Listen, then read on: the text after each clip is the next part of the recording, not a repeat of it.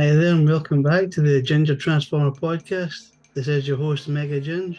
Now, we've been through all the factions, Transformer factions, Autobots, Decepticons, Maximals, Predacons, etc., etc., etc. Now I'm getting on to my personal favourites. In this kind of wee section, it's like a five-part section. This part one. I'm going to be doing in part one, three favourite episodes from season one, and my one worst episodes from season one of the original Generation 1 Transformer cartoon aired in '84. I'm only doing my top three best episodes because there was only 13. For seasons 2 and 3, it'll be a top five. And for season 4, there were only 3 episodes. So it'll just basically be a review of 3 episodes of Transformers. But starting my own little countdown here, 3 up. We're talking third best for me out of the season was SOS Dinobots. That's the first episode in which we see Grimlock, Slag, and Sludge. Now, I make this very clear to any people of PC culture, anyone who's woke. It's Slag. It's always been Slag. It's fucking Slag. It is not Slug, changed in the IDW comics because it was deemed offensive. It was Slag in the 80s, it was Slag in the 90s. It's going to be Slag until the day we die because that's his name. You know, he is Slag. He is not Slug. Slug is stupid. Okay? But yeah, we get to see Grimlock, Slag, and Sludge for the first time, created by the medic Ratchet and the engineer Wheeljack to bolster the Autobot forces, who by this point in the cartoon series you should realise actually have a bigger force than the Decepticons anyway, but why the hell not? Let's add some more. So they build them up, they set them off against the Decepticons, and basically they win in that episode because the Dinobots are just like friggin' unstoppable. Which leads me to my second favourite episode. It is War of the Dinobots, ironically. Once again, we have Grimlock, Slag, and Sludge taking the centre stage of this episode, but Optimus being impressed with the progress of the Dinobots wants Wheeljack and Ratchet to create 2 more. So we're introduced to Snarl and Swoop. Unfortunately, due to other circumstances that happen throughout the episode, the Dinobots are tricked into taking down Optimus Prime and taking him to Megatron. Because let's face it, Series 1 Dinobots are just stupid. They've literally no brain power. They're idiots. But they are supposed to be based on dinosaurs, brains. You know, not to be completely unexpected. However, once the Autobots find this out, Wheeljack and Swoop and Snarl go to find Optimus, to find the Dinobots. Grimlock, Slag, and Sludge engage Swoop and Snarl, basically a Dinobot war. And you know, I'm not saying that Snarl or Swoop get trounced. They put up a good fight, but it's still 3-on-2.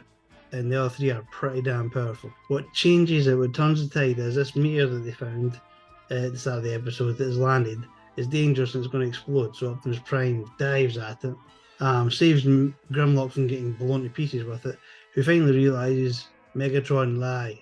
Bad Megatron. Yes, that's kind of the whole point, Grimlock. Yeah, bad Megatron. Megatron, in one of the very few times you see him in any continuity, looking like he's about to shit himself, orders the Decepticons, quick retreat. We're getting out of here. I ain't dealing with 5 of these. No. And to be fair, the Decepticons do get their tails handed to them again and again and again by the Dinobots because it's close to indestructible as you're going to get. Now, obviously, my best one was a Dinobot one. My second best one was a Dinobot one. So guess what? Yeah, the third favourite for me of season 1 is also going to be a Dinobot, a kind of Dinobot one. It is Heavy Metal War. And this is the last episode of season 1, and it's where we have the Constructicons being introduced to the audience. Now, I will say this right from the get-go. The origins of the Constructicons have been something of hot debate ever since, well, season 1 and 2. In season 1, Megatron very clearly states that they're worth the time that they took to build them in these caves.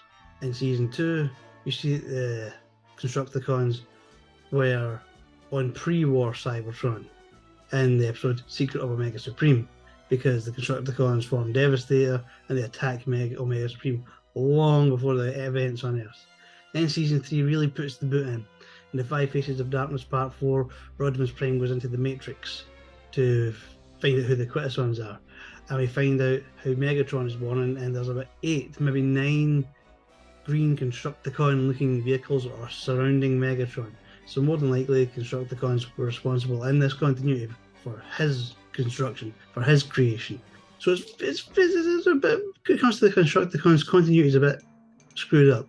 I personally, in this episode, Heavy Metal War, have changed it in my head to, instead of being, it's worth the time we took to build them in these caves, I changed it to, it's worth the time we took to rebuild them.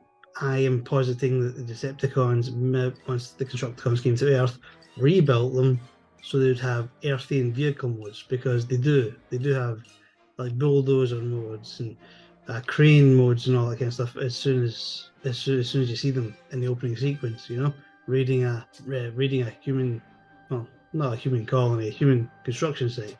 And you see it. You've got dump trucks and you got the bulldozers, and you got all. They're already in Earthian modes. So I take that as Megatron meant to say we've rebuilt them in the caves to not stand out amongst humans.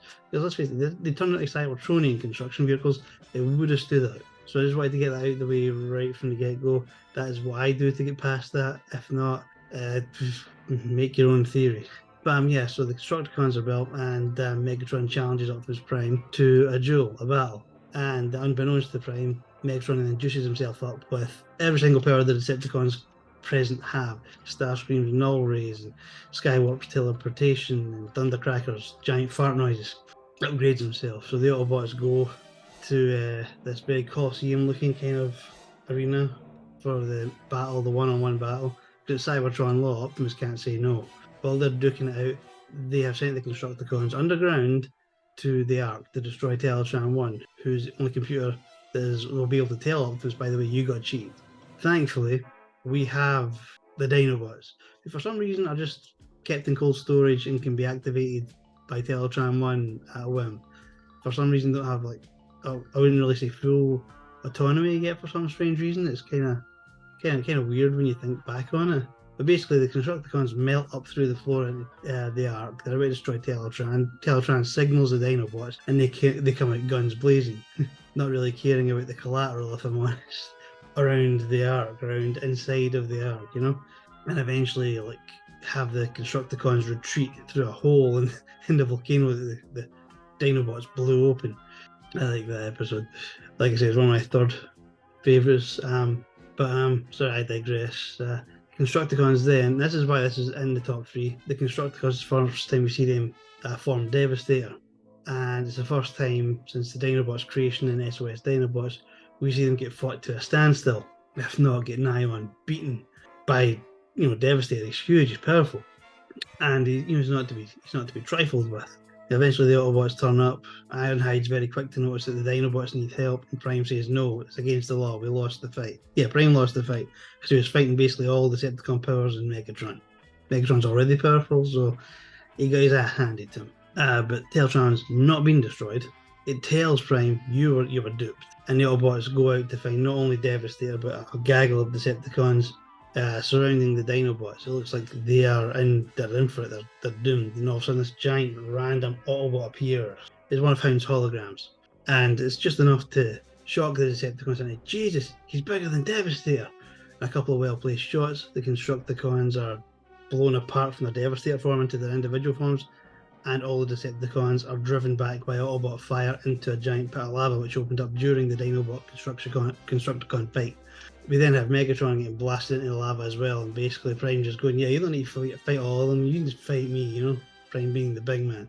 The episode ends with Megatron swearing revenge from inside his nice little lava bath, and that is the last episode of season 1. So that is my top 3, SOS Dinobots, War of the Dinobots, and Heavy Metal War. The worst one for me personally is the Peru episode, Fire in the Sky.